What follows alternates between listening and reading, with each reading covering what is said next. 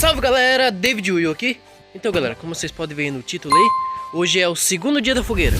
Antes de ir lá, eu acho que eu vou dar uma olhada nas mudas ali, senão ela seca, né? Porque eu acho que eu não molhei ontem não. Deixa eu ver qual caixa eu vou ver aqui. Ih, tem nada nessa caixa, mano. Acho que essa aqui tem. Vamos ver aqui. Ah, tem um pouco. Deu pra ouvir o barulho? Então eu vou dar uma olhada lá, né? Porque você sabe, né? Senão ela não cresce. Hoje é dia 23. Aí hoje é o dia de montar essa fogueira. Vamos ver. Dá uma olhada aqui, né? Porque senão não dá. Ó, tá quase na hora de plantar, hein, galera. Olha. Então, galera, já terminei de molhar lá as mudas. Aí meu avô mandou pegar esse pneu aqui.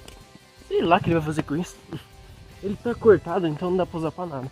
Acho que ele vai, sei lá. É fogo, tomou barro aqui, louco. Ui! Oh, caramba! Ah, não! Ui, caí, velho! Escapou!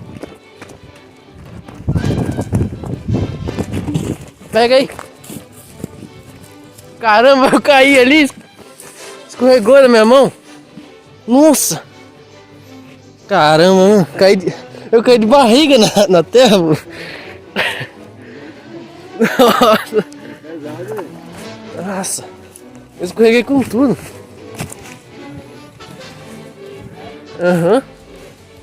Então galera, depois daqui tão bom lá, eu vou ajudar meu avô aqui a carregar uns negócios pra levar naquele monte lá, empilhar lá.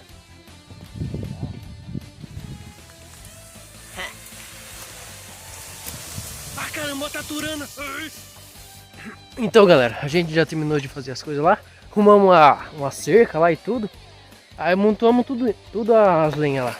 Pra só depois, mais tarde, nós ir pegar lá. Nós subimos almoçar, né? Já foram na frente lá. Aí só à tarde agora. Pra depois nós montar ela. Então galera, a gente juntou tudo a lenha ali embaixo. Aqui em cima também, ó. Dá pra ver? Aí só depois vim passar a pegar. Tá osso pra gravar aqui.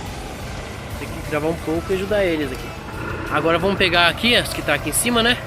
Aí depois nós pegar lá no canto lá e vazar. Agora tem que subir esse trem, hein? Agora vai. Sobe de boa. Já tá chegando em casa, né? Aí agora é só descarregar. Deu bastante lenha até, louco. Vou fazer umas 3 fogueiras de boa.